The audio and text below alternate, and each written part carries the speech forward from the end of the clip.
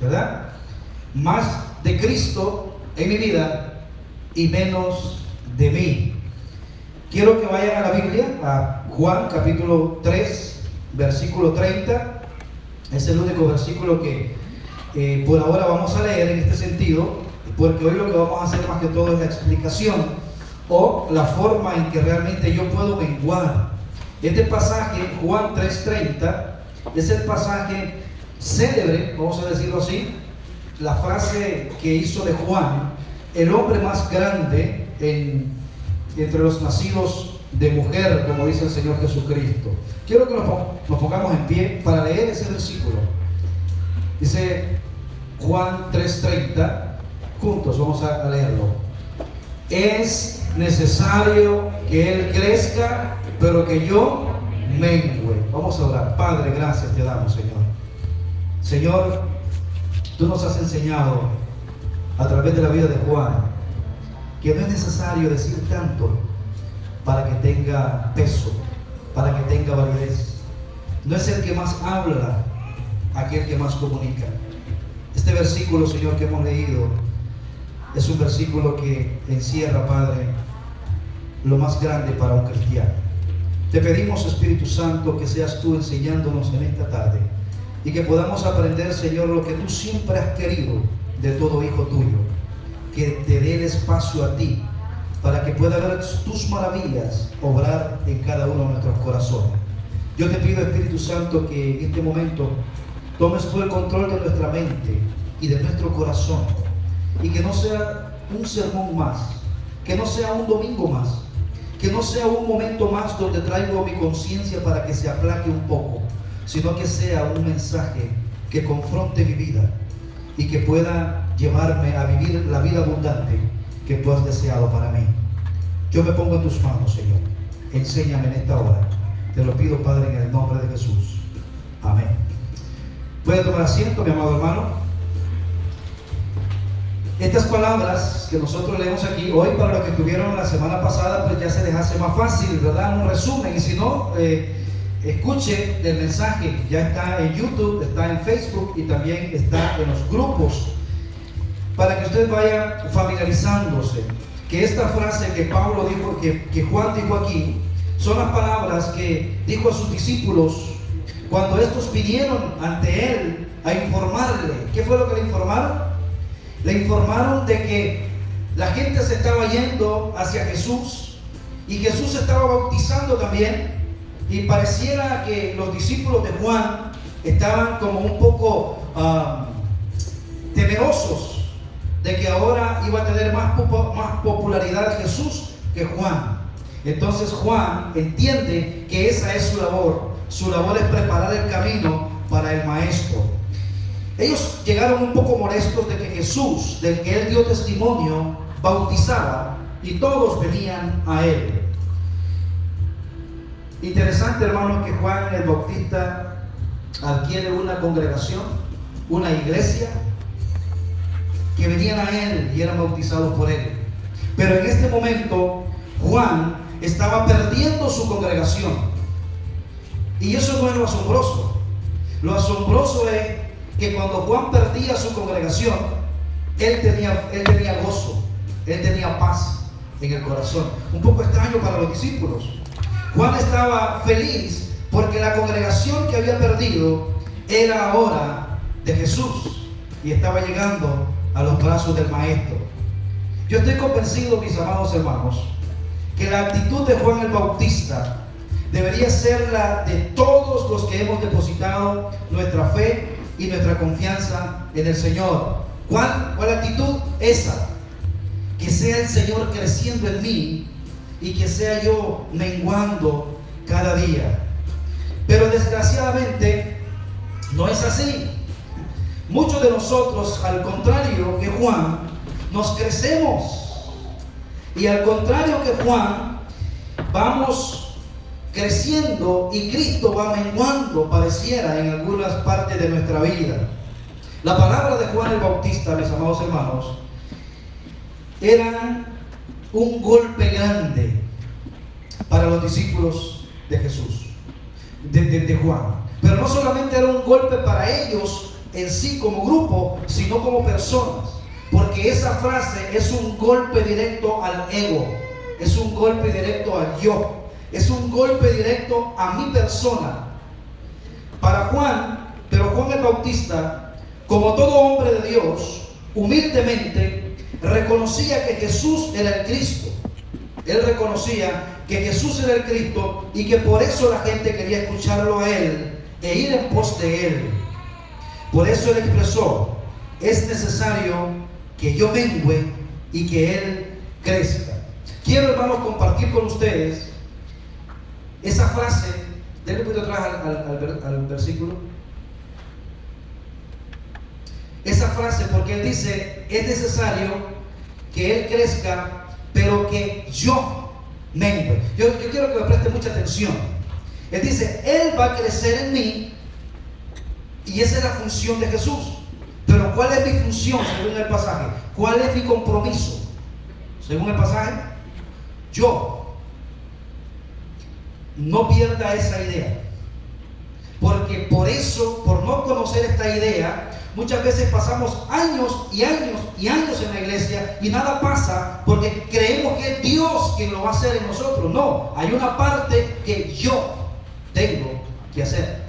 Por eso dice Juan: es necesario que yo mengüe. Ese es mi trabajo. El trabajo de Dios es crecer en mí. Entonces, ¿qué es menguar? ¿Quién tiene que menguar? El yo. Ahí aparece esa palabra, el ego. No, el yo, el otro. El ego. Ese. El yo. Esa palabra, hermanos, ¿ustedes han oído hablar de esa palabra, ego?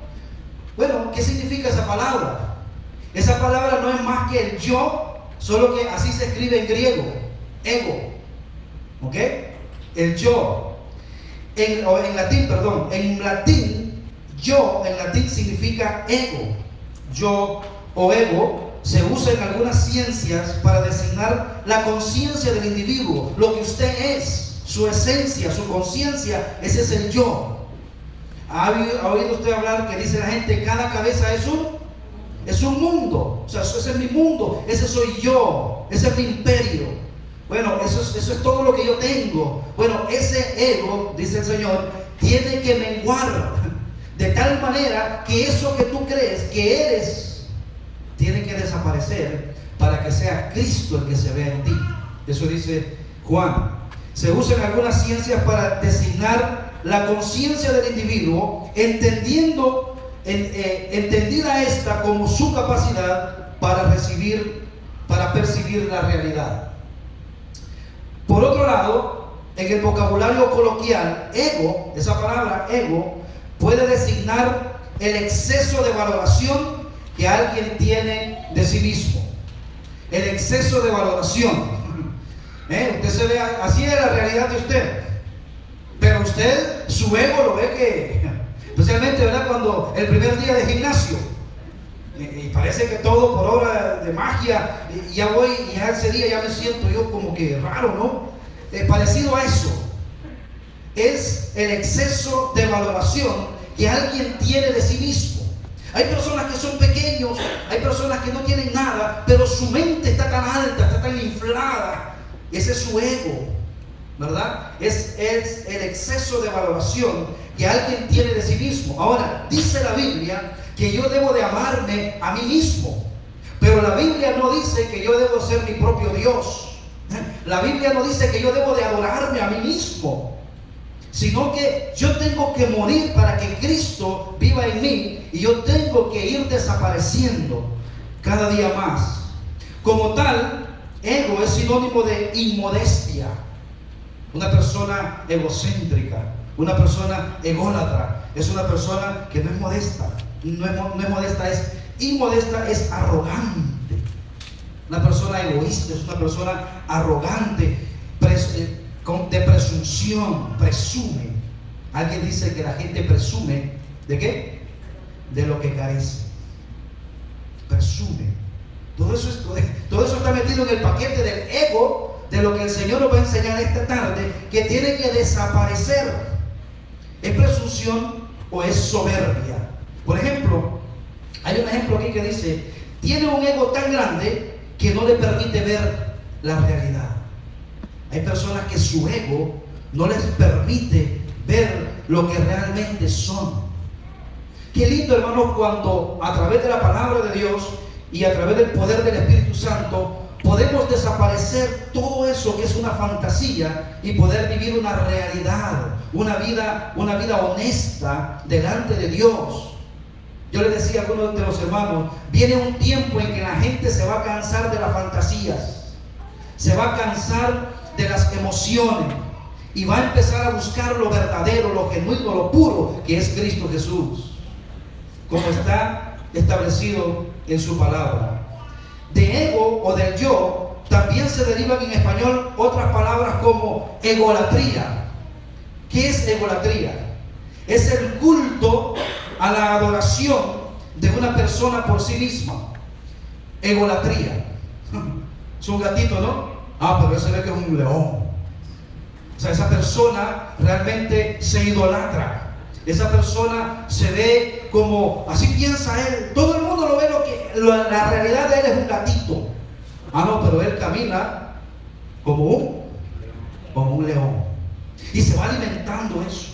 Y a veces hay cositas que hacen que las personas se sientan así. O sea, que las personas se adoren a sí mismos. Cositas, por ejemplo, el dinero hace que la gente, algunas cositas que tienen. Pero la Biblia dice que de esas cosas tenemos nosotros que despojarnos. Egoísmo. ¿Qué es el egoísmo? Permítame, hermano, estoy poniendo el fundamento. Después vamos a entrar ya a los misiles de la palabra de Dios para destruir todas estas cosas que están en la mente de nosotros. Egoísmo.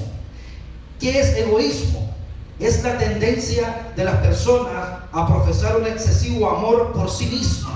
Mío, mío, mío. Y si sobra por ahí un poquito, es mío, mío. Usted sabe que los niños son egoístas. A los niños hay que enseñarles a no ser egoístas. No, comparte. No, que mira, no, mío. Y solamente lo tienen y lo botan. Si el otro niño tiene otro, ya van sobre eso, porque somos nosotros de fábrica, venimos así, egocéntricos, ególatras, de fábrica. Personas que se olvidan de los demás. Ese es un egocentrismo. Egocentrismo. Todo el mundo tiene que girar en torno a mí.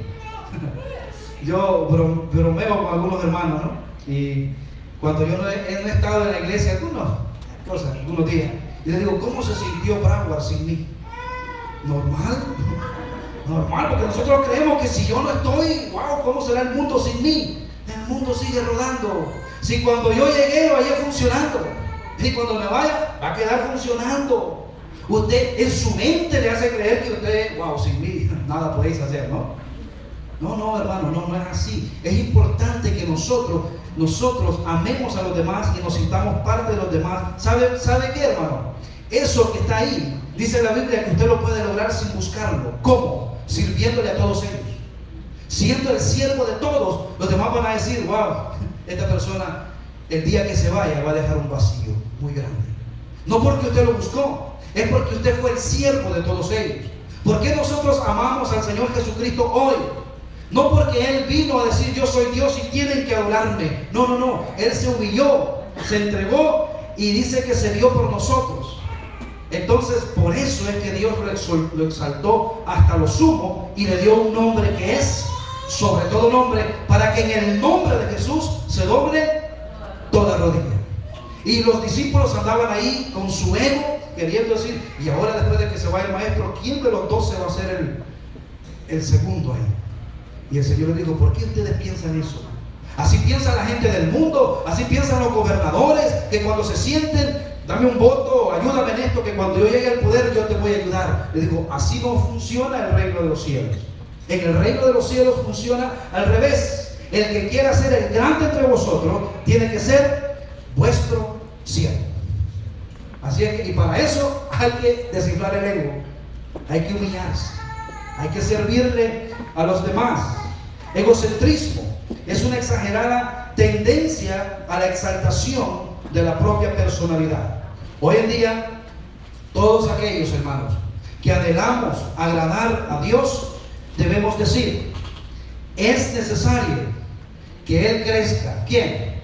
Jesús. Pero que yo, su nombre, mengue. Ah, no, pero al contrario, no, yo quiero que tú subas. No. Entienda, hermano, que en el Evangelio es al revés.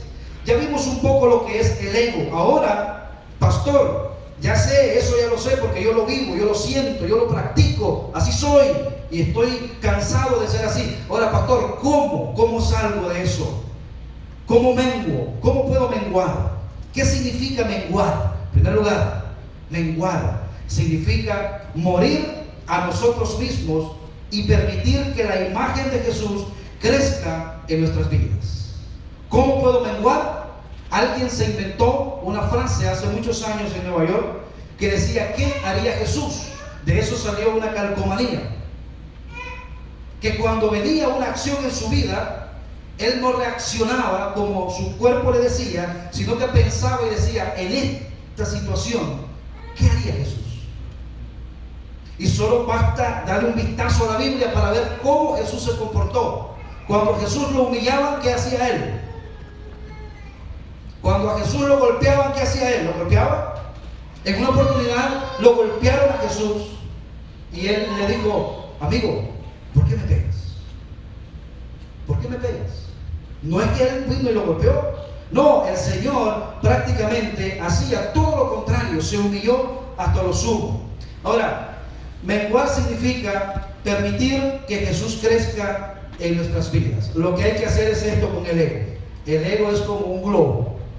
No tiene nada, tiene aire nada más. Entonces hay que explotarlo, hay que desinflarlo. Menguar es hacer que algo sea menor en cantidad, tamaño, intensidad e importancia. En el caso nuestro, como cristianos, significa que el viejo hombre, y ya vamos a ver eso, hermano, esto es bien importante para los que recién vienen al Evangelio, y para los que ya estamos en el Evangelio, es importante que no se nos olvide que hay un viejo hombre allí dentro de usted peleando. Y ese viejo hombre, ¿sabe por qué a veces no viene a la iglesia usted? Por ese viejo hombre. Por ese viejo hombre que está dentro de nosotros. Por eso no venimos. Porque pelea. Un hombre que tenemos dentro, ese hombre tiene que ir desapareciendo. No permitirle que haga lo que antes le agradaba hacer. Ese viejo hombre viene viciado. El fin de semana ya sabía ese viejo hombre lo que tenía que hacer, dónde iba a estar, a qué horas, en qué momento. Bueno, la Biblia dice que ese viejo hombre tiene que ir muriendo en nuestra vida. De esa forma se mengua, de esa forma desaparezco. Si yo ya no alimento mi carne se va a ir secando. Todo aquello que no se alimenta se muere, acuérdese. No lo alimente y vivirá. Yo siempre digo: ¿por qué usted ve que esas animalitos que andan en la casa, que son ¿cómo se llama? Lagartitos que andan ahí. ¿Por qué viven? Algo comen. Porque si no comiera nada, se murieran. Entonces la Biblia dice que nosotros, el viejo hombre, no tenemos que darle de comer. Gálatas 5, 16 al 17 dice, y lo que quieran apuntar, apunten ahí. Dice: digo pues, andad en el Espíritu y no satisfagáis los deseos de la carne. La carne, y esto le está hablando Pablo a los Gálatas, a los cristianos, a la iglesia en Galacia. Le está diciendo: ustedes tienen un apetito carnal, aún siendo cristianos, que les pide y les pide y les pide. ¿Qué cosa le va a pedir? Lo que hacía antes. Todas esas malas palabras que usted antes aprendió, ahí están archivadas en su disco duro. Ahí están. Entonces dice: andad en el Espíritu. ¿Qué significa andar? Porque es bien importante entender eso. Andar indica una acción continua o un estilo de vida habitual. Ahora, yo tengo que empezar a caminar de una manera distinta. Andar también significa progreso, a medida que el creyente se somete al control del Espíritu, ¿ok? A esa medida él va en obediencia y va creciendo, andar en el Espíritu. Miren, yo he escuchado algunas interpretaciones de este pasaje que creen que andar en el Espíritu es andar como flotando, ¿no? Gloria a Dios, aleluya, anda en el Espíritu, hermano. No, andar en el Espíritu significa, a medida que usted obedece lo que dice la palabra de Dios, usted está caminando en las leyes del Espíritu. ¿Okay? Eso es lo que significa andar en el Espíritu. A medida que usted progresa, el creyente se somete al control del Espíritu, va progresando en obediencia a su palabra. Mire, usted no puede decir yo ando en el Espíritu y desobedeciendo la palabra de Dios, porque la espada del Espíritu, ¿quién es? Es la palabra de Dios. Entonces, cuando yo tengo que responder con maldición y no lo hago, estoy caminando en el Espíritu, estoy obedeciendo. ¿Okay? Caminar en el Espíritu, hermano, es morir a mi viejo hombre, es no responder mal por mal. Cuando una persona camina en el Espíritu, va cediendo el control de su vida al Espíritu Santo, sometiéndose cada día a su palabra. Eso es andar, eso es someterse, eso es menguar. Todo creyente verdadero, y aquí, hermanos, usted sabrá si es creyente verdadero o no, pero todo creyente verdadero lucha con dos deseos, con deseos pecaminosos. Pastor, ¿y usted ya no lucha con deseos pecaminosos? Dios, todo el ser humano lucha con deseos pecaminosos. A eso la Biblia le llama la batalla de la fe. Hay que luchar, los cuales debemos combatir. Esos deseos pecaminosos vienen a cada momento, hermanos. Porque usted dice, ay, hermano, y ahora que soy cristiano siento como que más lucho. Sí, porque es que ahora es que usted entró en la lucha. Antes usted vivía en esa vida y era normal para usted. Pero ahora que viene el Señor dice, wow, ahora veo que hay una lucha, sí. Y a medida que usted vaya venciendo esos deseos en el nombre del Señor, usted va a ir aprendiendo de la vida cristiana. Y dice, wow, qué lindo es ser cristiano. Qué lindo es estar en la casa de Dios. Qué linda es la palabra del Señor. Por medio de una vida de obediencia usted va a ir aprendiendo y sometiendo su vida al Espíritu Santo. Esta lucha del cristiano, hermanos, esta es la lucha del cristiano que debe combatir constantemente. Miren el versículo 17. Vamos a leerlo juntos. Porque el deseo de la carne es contra el Espíritu, y el del Espíritu es contra la carne, y estos se oponen entre sí para que no hagáis lo que quisierais. ¿Ya vio? Porque el deseo de la carne es contra el Espíritu. La carne no quiere venir a la iglesia. Esa carne la tiene usted ahí, yo no sé cómo la tiene ahí, pero es por el Espíritu. Porque se oponen, dice, entre sí. ¿Para qué? Para que no hagáis lo que quisierais. Pablo dice, porque mire, usted se va a hacer una encuesta y le dice, ¿tú crees que estar en la iglesia es lo mejor? ¿Sabe lo que le va a decir la gente de la calle? Estar en la iglesia es lo mejor que hay. Y le van a decir, ¿y tú vas? Sí, no te salgas. Eso es lo mejor. Servirle a Dios es lo mejor. Ellos saben que es lo mejor. Pero, ¿qué es lo que pasa? Que ellos en la mente saben, pero en la práctica dicen, es difícil para mí imaginarme viviendo sin hacer las cosas que yo hago. Bueno, a eso se les llama la lucha de la carne y el espíritu. Esa es la vida espiritual. Ahora, mire, aquí yo puse una foto donde hay, eso es lo que sucede, la carne y el espíritu. Es así. Quiere estar arriba y quiere estar abajo. O sea, ¿quién está arriba? Yo no sé ahí, ¿ve? La carne, pero no pueden estar. Ahora, el creyente, vamos a poner que la carne es la que está arriba. ¿Cómo el creyente tiene que ir cediendo, subiendo y subiendo y subiendo, de tal manera que la carne tiene que bajar y después el espíritu, su vida espiritual tiene que estar arriba y dominando todo lo que está pasando? Pero eso, hermanos, se hace a través de la obediencia al Señor. La carne se opone a la obra del Espíritu y conduce al creyente hacia conductas pecaminosas. Mire, le voy a decir una cosa, hermano. Esas conductas pecaminosas en las que la carne nos conduce a nosotros, en la mente no queremos fallarle a Dios. Yo no quiero fallarle a Dios. Pablo dice que él se encontró con esa ley en su mente y decía, yo no quiero fallarle a Dios. Pero era una lucha tan poderosa, tan fuerte, que muchas veces él caía. Eso está en Romanos capítulo 7. A medida que voy venciendo y avanzando contra estos deseos, voy obteniendo la victoria. Hay personas que dicen, pastor, ¿cómo está su vida? En victoria, pastor. En victoria, bueno, en victoria se está cada vez que se están venciendo los deseos de la carne. Sabe que los deseos de la carne suya a lo mejor no son los mismos míos. O sea, son parecidos. Pero usted lucha con cosas que quizás yo no lucho. Pero todos nosotros luchamos con algo en nuestra vida. Todos. Por eso, hermanos, es que debemos nosotros animarnos los unos a los otros, orar los unos por los otros y exhortarnos los unos a los otros. Entonces, hermanos, cuando yo empiezo a vivir una vida de obediencia a la palabra de Dios, voy experimentando lo que Juan dice. Es necesario que yo muera para que Él viva en mí. En este caso, Jesús es el que está arriba.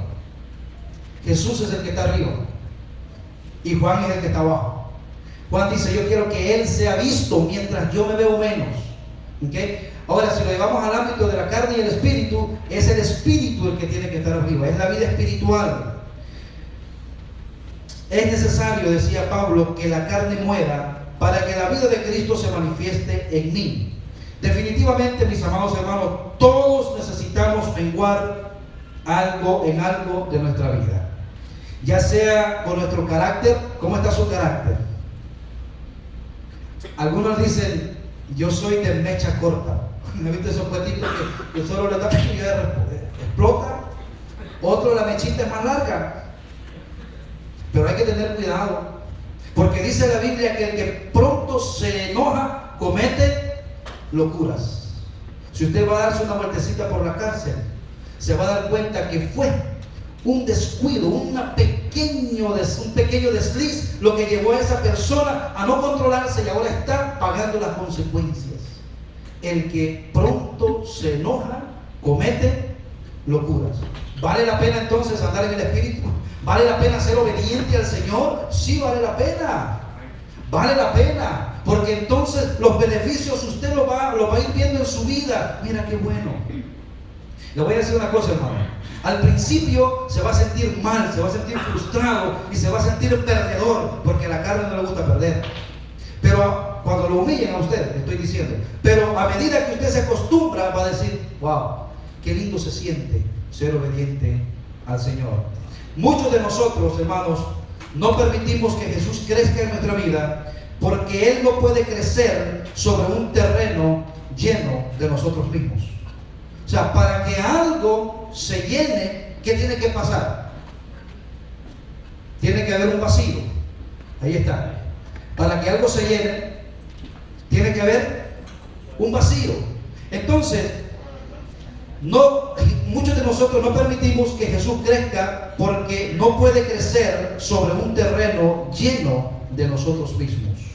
Es necesario, yo puse aquí en mis notas y dejé un espacio para poner el nombre suyo y el mío en este versículo. Es necesario que Cristo crezca, pero yo, diga su nombre, pero mengue. Usted tiene que decir su nombre, ¿okay? Pero Miguel mengue. Es necesario que Él crezca, pero Él no puede crecer si yo no menguo. Él no puede crecer, Él no puede llenarme si yo no me vacío. Esa es la idea de Juan. Juan nos dio una clave importante en cuanto a nuestra responsabilidad de trabajo. Mi responsabilidad como cristiano es menguar, y el de Cristo es crecer en mí. Cada oportunidad que yo le doy al Señor, el Señor va avanzando. Otra oportunidad, Dios va avanzando. Hay alguien que dice, hay cristianos que solamente tienen al Señor en la puerta. Yo he ido a casa de hermanos y de otra gente donde yo no me meto a los baños y ver los cuartos. No, yo llego, ¿verdad? Pasa, pastor, sí, ahí estoy sentadito.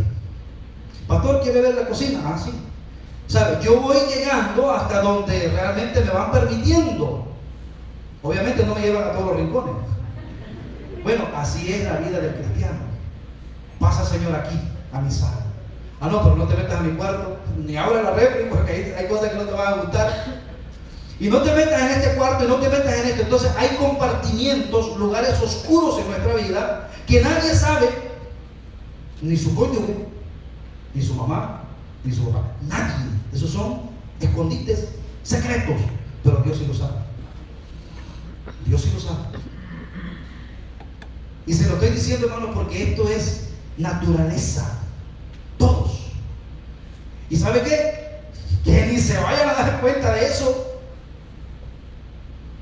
Yo a veces pensando en esto, hermano, pensando en esta profundidad, porque esto no es para que usted se sienta alarmado, no, esto es para que usted se dé cuenta que Dios conoce todo de nosotros. A veces cuando hay un suicidio, yo me pongo a pensar, ¿a qué callejón llegó esa persona en su mente diciendo, prefiero desaparecer antes que enfrentar esta situación? Porque no hubo alguien que le dijo, hay una luz, hay una esperanza, alguien te puede entender. ¿Y sabe qué, hermanos? De eso nos quiere librar el Señor. Porque las obras de la carne, la Biblia dice que el que provee para la carne, de la carne va a cegar corrupción. Usted se puede ir de aquí y hacer lo que usted quiera. Sí, pero lo que usted va cegando, tarde o temprano, lo va a cosechar. Porque es una ley. Todo lo que el hombre sembrare, eso también cegará. Y hay un momento en que sale a la luz eso que nosotros teníamos muy guardado. Por eso el Señor dice, antes que salga a la luz, ven y estemos a cuenta, que yo te voy a perdonar. Y yo voy a tomar ese pecado y lo voy a tirar a lo más profundo de la mano. Y yo no me acordaré más de él. El Señor nos llama a cuenta, hermanos. Nos llama a cuenta. Entonces, mi responsabilidad como cristiano es menguar, la de Cristo es crecer. ¿Quién es el encargado de que yo mengüe? Yo. Diga yo. Yo soy el encargado. Yo soy el encargado. No Cristo. Él tiene que crecer, pero soy yo el que debe menguar. ¿Usted quiere que Cristo crezca en usted? ¿Cuánto quiere? Amén. La pregunta de Cristo sería, porque Cristo está aquí con nosotros.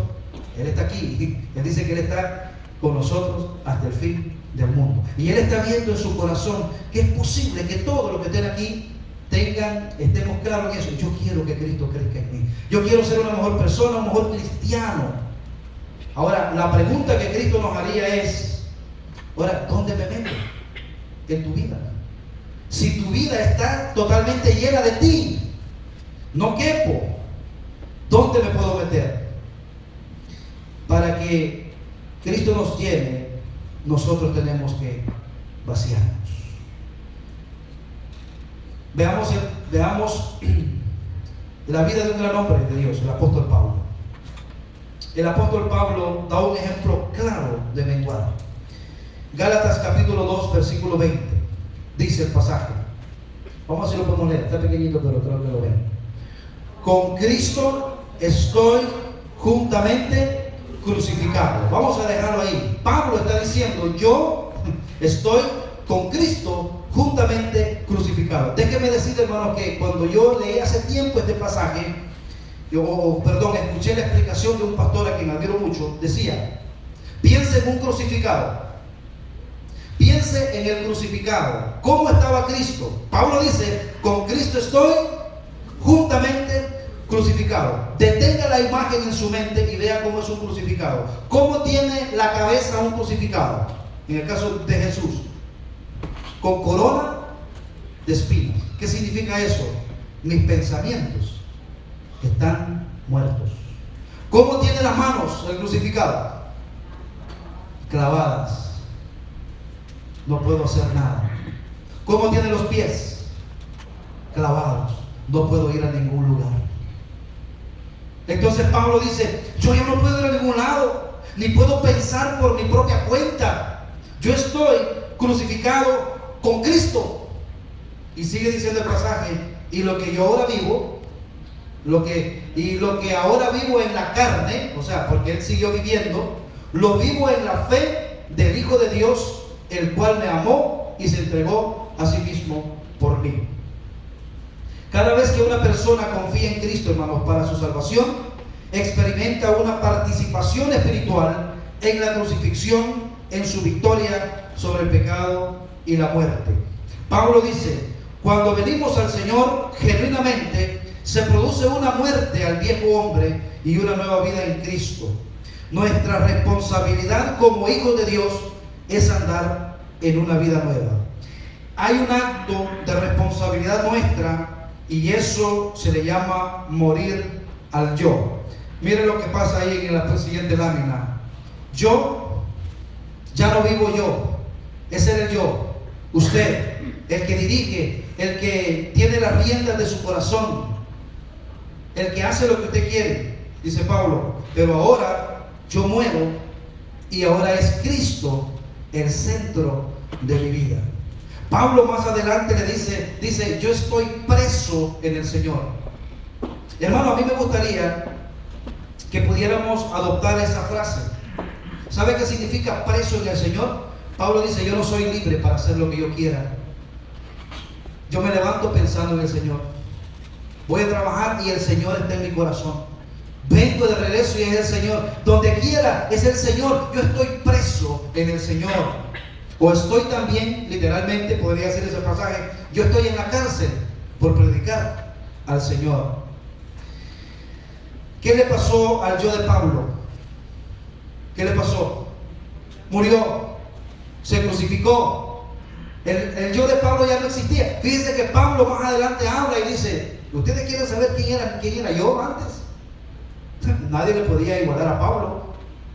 Pablo era un políglota. Hablaba, dicen que por ahí 5 idiomas. Aparte de los fariseos, eran fariseo de fariseos. Era lo más alto. En cuanto a la fe, fariseo dice. En cuanto a su celo, perseguidor de los cristianos. O sea, pero dice Pablo, pero cuantas cosas eran para mí, o sea, para ese yo, ganancia, las he estimado como pérdida por el amor a Cristo. O sea, ese yo, ese conferencista Pablo murió. Ahora Pablo dice, todo eso yo lo he tirado, lo he puesto por basura para ganar a Cristo. Ese yo de Pablo murió. Pablo se dio cuenta que aunque el Espíritu Santo moraba en él, ahora cuando él murió, se dio cuenta que aunque el Espíritu Santo moraba en él, también había una ley que lo llevaba a pecar. Porque te dice, pastor, entonces ¿por qué peco si el Espíritu Santo mora en mí? Bueno, esa es la ley. Se dio cuenta que estaba en una guerra. Usted y yo, hermanos, estamos en una guerra. Si usted dice, pastor, yo ni entiendo lo que usted está hablando, yo creo que usted todavía no ha sido reclutado, todavía no está en la guerra, porque no entiende. Pero el que tiene a Cristo en el corazón sabe que hay una guerra, sabe que cuando hay algo que se lo puede robar, y antes decía, mira, gloria a Dios, una bendición, Dios me quiere bendecir. Ahora usted espiritualmente sabe que eso es una transgresión. ¿Quién se lo dijo? El Espíritu Santo. Ah, no, que ahora yo voy a hacer un negocio y para eso tengo que hacer esto y lo otro. ¿Es correcto? Ahora, si lo hacemos, sabemos que no es una bendición y tenemos que de alguna manera refrenar. Pablo se dio cuenta que estaba en guerra. Su carne había quedado viciada y tenía que hacerla morir. La carne nuestra, hermanos, aquí queda viciada. Especialmente los que recién llegan al Evangelio. Todavía se oyen los tambores. Todavía se oyen las tubas. Todavía se oye esas cosas que nos llamaban. Así como las campanas llaman al feligrés, así llaman también esas cosas del mundo. Y uy, no, yo. Y entonces estamos así que no encontramos para dónde. Pablo dice que su carne había quedado viciada y tenía que hacerla morir. Pablo fue menguando y cada espacio que iba quedando en la vida de él, el Señor la iba cubriendo. Como seres humanos, todos tenemos áreas en las que debemos morir. Y aquí, hermanos, aquí sí que nadie puede decir, yo no tengo. No tengo. Todos tenemos áreas en las que debemos morir. Y esas áreas tratamos de ¿qué? De mantenerla lo más escondida posible. ¿Y sabe qué es lo que hacemos para esconder esas áreas oscuras en nuestra vida? Las tapamos con con cualidades. Mira cómo sos, por ejemplo, en el matrimonio, ¿no? Ah, sí, pero yo no soy, pero por lo menos yo hago esto. O sea, cada vez que viene una acusación en lo que somos, la queremos tapar con algo bueno. Ah, sí, pero ¿quién es el que trae dinero a la casa? No estamos hablando de eso. Ve, siempre queremos taparlo con una acción buena. Y ojalá que esa parte oscura nunca se note. La realidad es que ese lado oscuro está allí. Ese es el punto, hermano. Porque una cosa es tapar y otra cosa es quitar. Y esas partes oscuras están allí. Pablo las llama el pecado que mora en mí. Tenemos todavía, hermanos. Por eso dice la Biblia que esperamos la redención de este cuerpo. Este cuerpo un día será redimido y seremos arrancados y seremos transformados. Y entonces ya no pecaremos. Entonces ya no sentiremos atracción por el pecado. Pero mientras tanto tenemos que vivir en la guerra.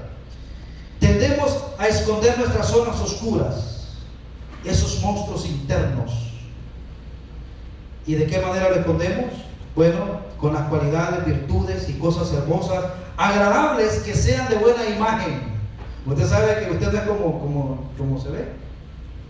Así como se ve usted ahorita, así no es usted. ¿Sabía, no? Usted se ha dado su arregladita. No somos como nos presentamos ante los demás. Muchas veces damos la imagen de que somos amables y educados. Esa es la imagen que damos, ¿verdad? Una ovejita, inocente, amable, educado. Pero ¿qué es lo que está detrás? Un lobo tirando saliva. Un lobo peligroso. Bueno, la Biblia espiritualmente le dice a la iglesia: tengan cuidado, porque delante de vosotros vendrán personas que se harán pasar por ovejas, pero realmente son lobos rapaces. Déjenme decirle, hermanos, muchas veces damos la imagen esa de que somos amables, educados, y los demás dicen: qué persona más amable. Cuando lo ven a nosotros así, con esa carita así de ovejita, ¿verdad? Qué persona más amable, qué persona más educada. Dando una buena imagen exterior, pretendemos tapar esos lados oscuros de nuestra vida. Eso es bien tremendo, hermanos. Porque aunque damos esa imagen de amables, por dentro sabemos que hay cosas que son feas de nosotros y que no quisiéramos que nadie se diera cuenta. La gente que nos ve puede decir: qué persona tan linda, qué hombre tan considerado, ¿verdad? La gente de afuera. Y la esposa que está al lado dice: ¿de quién están hablando? Porque, ¿sabe qué? La imagen que presentamos ante los de afuera muchas veces es totalmente distinta a la imagen que presentamos dentro. Lo cual quiere decir que hay personas, las personas que están más cerca de nosotros, saben un poco más de esas zonas oscuras de nosotros. Lo que pasa es que como también ella tiene zonas oscuras, llegamos a un acuerdo y nosotros vamos caminando tranquilos, ¿no? Si me delatas, te delato. Entonces, la gente nos ve, puede decir: qué persona tan amable, qué hombre tan considerado, qué mujer más educada, qué bonito habla esa mujer. Y el esposo dice: ¿cuál? Pero los que viven cerca de nosotros se sorprenden. Lo que sucede es que los que nos ven desde afuera siempre nos verán por nuestras cualidades. Ustedes van a decir: wow, el pastor, ¿quién como el pastor, verdad? Y mi esposa dice: ¿quién? Fíjense que en una oportunidad dice que llegó a predicar un hombre a la iglesia, y entonces las dos esposas se sentaron, la esposa del pastor de la iglesia donde había llegado y la esposa del pastor invitado. Y el pastor invitado empezó y predicó, y tremendo, ¿no? El gran hombre de Dios.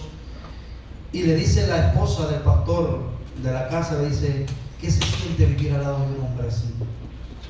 Y le dice: yo no sé qué se siente, porque en la casa ese es otro, distinto. Entonces, hermano, es importante que nosotros podamos ser lo mismo, igual, o sea, transparentes, y buscar la forma de tratar de ser como Dios quiere que realmente somos. Pero para eso tenemos que aceptar y tenemos que empezar a trabajar con esas partes oscuras de nuestra vida. En la realidad, usted no es así como se ve. Las personas que están cerca de nosotros tienen la oportunidad de vernos desde otro punto de vista. Los que están cerca son los que pueden ver algunos de nuestros lados oscuros. Y digo algunos porque no todos los dejamos ver. Algunos. Nuestros defectos, tendencias e impulsos que cubrimos ante los demás. Por ejemplo, al vernos servir en la iglesia, que hay muchos hombres lindos que sirven en la iglesia, ¿verdad? Le van a decir, wow, ese hombre qué oficioso es, ¿verdad? Entonces la esposa dice, si quiere se lo mando para su casa. Porque en la casa no, hay que moverlo para que haga algo. Entonces es así, hermanos, a veces nos mostramos de una manera. Esa mujer dice, ¿qué modo más bonito tiene? Y el esposo dice, bueno, el que no la conoce, que la compre. Cuando la misión no es taparlos, y de eso Dios quiere hablarnos ya para terminar, sino hacerlos morir.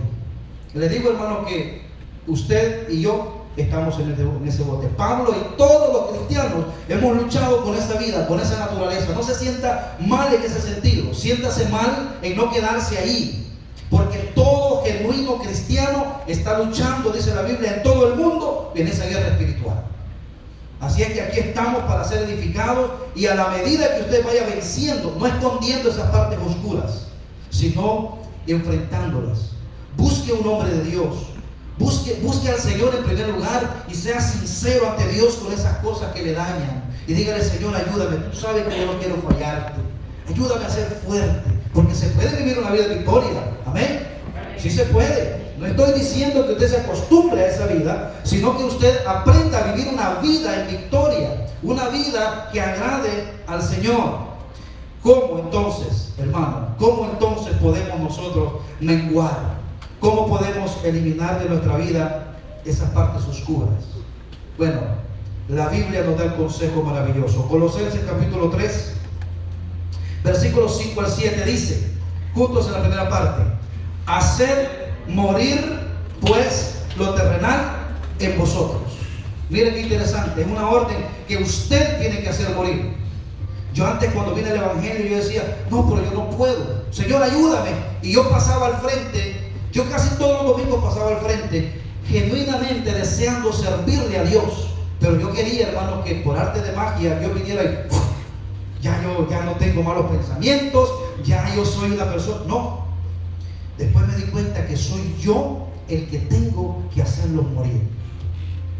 ¿Cómo hago morir imágenes en mi mente? Bueno, no de clic. La mente de uno es como un control remoto. Yo decido lo que quiero ver. Yo decido lo que quiero comer también, ¿verdad? Uno decide. Entonces, dice el pasaje, hacer morir lo terrenal. Aquello que no me sirve para glorificar a Dios, yo tengo que hacerlo morir. Y usted sabrá qué cosas son las cosas terrenales. Todo lo que no va a llevar al cielo, todo eso dice la Biblia que usted tiene que hacerlo morir. Esto se refiere a un esfuerzo consciente de aniquilar lo que queda de pecado en nuestra carne, hacerlo morir. Y después da una lista, por si los hermanos no entendían qué cosa hay que hacer morir. Dice fornicación. ¿Qué es fornicación? Bueno, la palabra fornicación aquí encierra cualquier variedad de pecado sexual, o sea, lo que sea. Eso es fornicación. Todo eso hay que hacerlo morir. Y le voy a decir una cosa, hermanos, son los pecados más pegajosos con los que tenemos que luchar. Los pecados sexuales. Y sigue diciendo, impureza, pasiones desordenadas, malos deseos. Esos malos deseos no se van a ir, hay que hacerlos morir. Y para eso hay que pensar en otra cosa. En esto pensar, dice el Señor, en lo bueno, en lo amable, en lo puro. O sea, hay que eliminarlos. Y este trabajo, hermanos, créanme que es responsabilidad suya y responsabilidad mía. Ni Dios puede hacer eso si yo no realmente le permito al Señor y me someto ante Él. Impureza, pasiones desordenadas, malos deseos y avaricia, que es idolatría. Cada vez que el creyente incurre en estas prácticas, Es un culto al yo que rinde a sí mismo. Por eso es idolatría. Idolatría es adorar algo que no sea Dios. O sea, cada vez que yo me doy todos estos deseos, yo me estoy adorando a mí mismo. ¿Ha visto la mentalidad del ser humano hoy? Yo me merezco. Ahí va todo eso. Yo me lo merezco. Yo, ¿te mereces qué? La Biblia dice que no, eso te va a hacer daño. Mire 6. Cosas por las cuales, todo eso, la ira de Dios viene sobre los hijos de desobediencia. Mire que le está hablando a la iglesia. Porque mire el 7, dice, en las cuales vosotros también anduvisteis en otro tiempo cuando vivías en ellas. Ustedes vienen de ahí. Y si quieren recordar, solamente recuerde para ver de dónde Dios los sacó, pero no para seguir en eso. Vosotros vivías en ellas. Le está diciendo, antes de su conversión, ustedes vivían en esas cosas. Déjeme decirle, hermano, esas cosas es la guerra que usted tiene hoy en su mente y en su corazón.